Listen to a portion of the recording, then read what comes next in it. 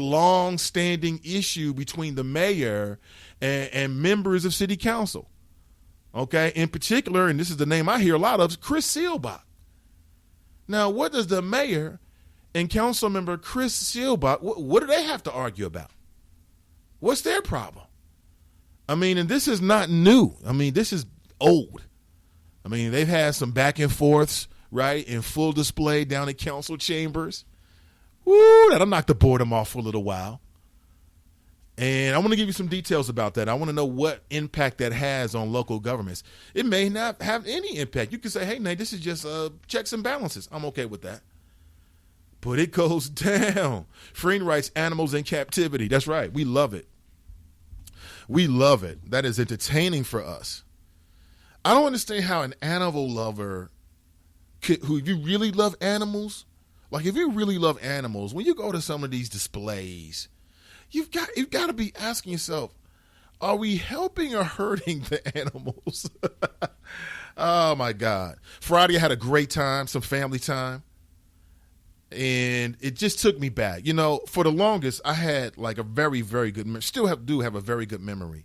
And I can remember being very, very young enough that I was like 3 or 4 with my mother. And my mother was a woman who was just full of life and intelligence. She was very social. She would have people over the house. Remember things like rent parties? Like I can remember being upstairs and there's people laughing. I hear glasses glinting and tingling and people are dancing and telling jokes. Back then smoking, before we knew smoking kills you and the people around you. And it was just a good time. You know, you're there and your parents are there. And then last night, my wife and some family members, we recreated that for our children. And I'm watching my son, and he's doing what little kids do. He's like 14 months. What do they do at that time? They're just running around, touching stuff, grabbing stuff, bringing me keys, bringing me shoes, bringing me trash, bringing me shoes, bringing me keys. That's what kids do, falling down, sitting on my lap, getting down, get up again. So, you know, all the stuff the kids used to do. And it's like the circle of life. You know, it was a very interesting moment. But that's what the weekends are for, right? What do you do this weekend? You've got to enjoy life. We don't know how much longer we have. You know the aliens are coming back to get this, right? And if the aliens don't do us in, guess what? We're going to do us in. Because we're trashing the planet, man. I want to discuss that. Numerous things. There's an event going on this Saturday where I will be the moderator. I'd love to see you there. It has everything to do with pushing Cincinnati forward and addressing some of the health issues. I'm going to talk more about it this morning and let you know exactly when and where it is. For now, we got to take a quick pause, folks. 7:22 a.m. in the Queen City. My name is Nathan Ivey. This is the Nathan Ivey Show. It's 6:42 p.m. Time for Steve Plotto and his son Dylan to do the dishes. They talk about everything from the yuckiness of girls to the awesomeness of his soccer team. Sometimes they don't talk at all. Then, hey! The dreaded splash fight. It's Dad o'clock, and it's the best time of the day. Because the smallest moments can have the biggest impact on a child's life. Take time to be a dad today. Call 877-4DAD-411 or visit fatherhood.gov. Brought to you by the U.S. Department of Health and Human Services and the Ad Council. Hey y'all, I'm Blake Shelton. I love that country music connects people all over this great nation, but unfortunately so does something else, childhood hunger. 15 million children struggle with hunger in America. That's why the Feeding America nationwide network of food banks works to rescue our surplus food to help provide billions of meals to families in need across the country. Join the fight against hunger at feedingamerica.org. Together, we can solve hunger. Together, we're Feeding America. Brought to you by Feeding America and the Ad Council.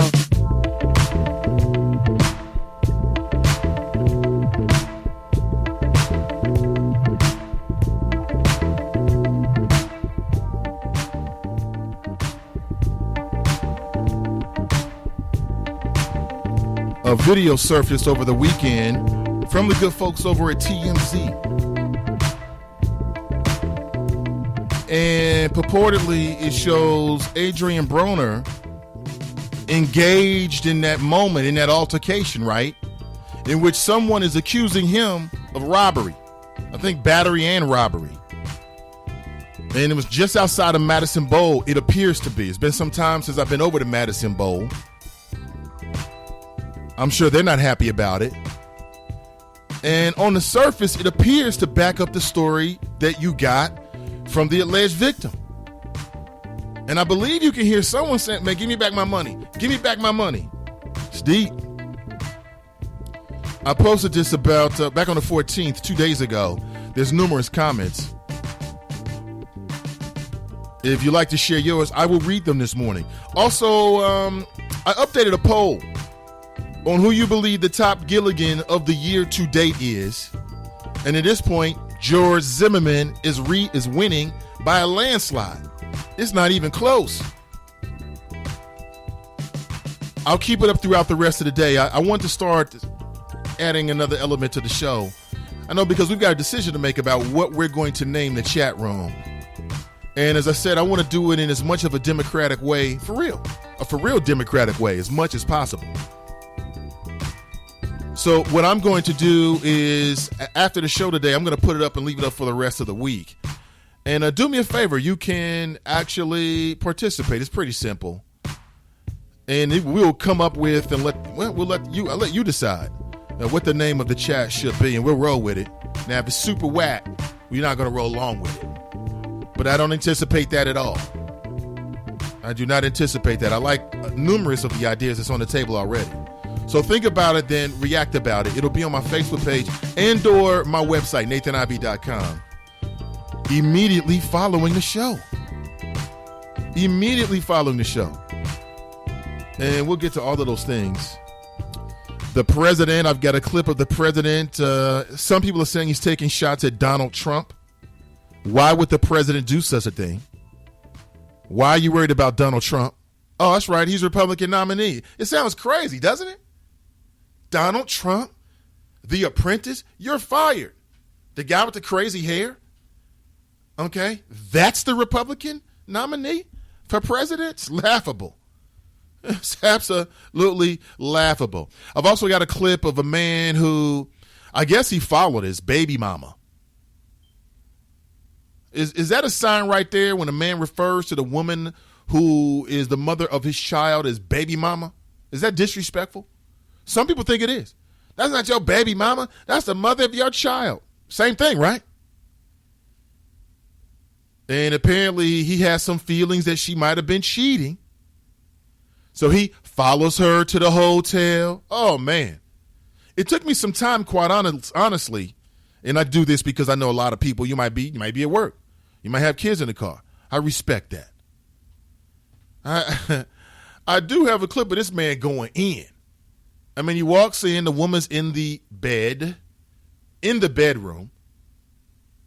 You know what that means. And he's going off because apparently this woman told him when he walked in, oh, that's just my cousin. Yeah, we sleep naked together in the bed in the islands. They do that in the islands? And dude wasn't having it. He could see right through it like, well, that's a lie. That didn't take too hard to figure that one out, right? Could you imagine you find your lady or somebody that you're dealing with, fellas? She's in a hotel. Let's be honest here. Let's be honest. Okay, let me be honest with myself too. Men, let's have an honest moment. Ladies, don't step out, but just kind of tune us out for a second. Let us have a moment. It's for men. Put yourself in that brother's situation. You've been sleeping with this woman. Y'all got a child together. Y'all might be damn to some degree living together. And you get credible information that she's about to leave your home, or at the moment she's in a hotel with another dude. Now let's stop right there and analyze it. Hotel, another man? What? That don't even sound right. Wait a minute. My stomach's starting to hurt. I'm getting nervous, right? Would you follow her? That's what I want to know. Would you follow her? Okay. If you followed her, would you confront her? Because there's a difference. Okay. Personally, I'm not the following type, but you never know until you're in that situation. Let's be honest here. You never know. And you follow her and see her walk into this little cheesy, dirty ass hotel. Maybe it's a nice hotel room with this other man. Do you knock on the door? Do you confront her? What is the manly thing to do? Can we come to some agreement about that this morning? Just talking to the fellas. What is the manly thing to do? Brent writes, might be the Cavs' year to go to the show and take it with the healthy Kevin Love and Kyrie. He says Tyree, but he meant Kyrie. Yeah, this could be the year for Cavs. Multiple things going on. Good morning. This is the Nathan Ivey Show. Currently 7:29 a.m. in the Queen City. Numerous things. I want you to think about that. I'll probably get to that later on in the show, and I'll play the clip for you. Like I was saying, it took me some time to edit a lot of the curse words out. I ain't perfect. I might have dropped one or two in there, but not intentionally. Okay, but again, I'll give you a heads up because dude goes in. And you can tell he's caught up in his feelings, but instead of crying, he gets angry about it. But do you really want to see that? Would you follow her back to the hotel room? I mean, just to see where she's going. You don't know she's going to a hotel room, right? Is that stalkerish? I mean, for real, you've been dealing with somebody for some time, because I want to know the rules. You've been dealing with some for some time. You're having sex with this person. Okay, fellas. Y'all have a child on the way. That's soon to be your baby mom or the mother of your child, however you look at her. Is that the same? If a man says, look, if he refers to the woman who he has a child with consistently among other people as the mother of my child, okay, and you take another dude and he refers to that woman as my baby mama, who has more respect for that woman? Is that a cultural thing? I'm serious now. I want to get your thoughts on it.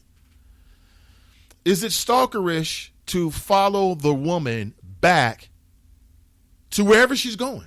Okay, she's leaving your house. Y'all in the bed together. You about to build a life together. You about to start paying child support and child care. Okay, so here you are trying to come together on some levels and come to grips with whose responsibility is going to be what to the child, and she's cheating. Is it stalkerish to follow someone you've been dating because you suspect that they're about to go somewhere and be with somebody else? I just want to know. Or is that just kind of normal? Have you ever done it?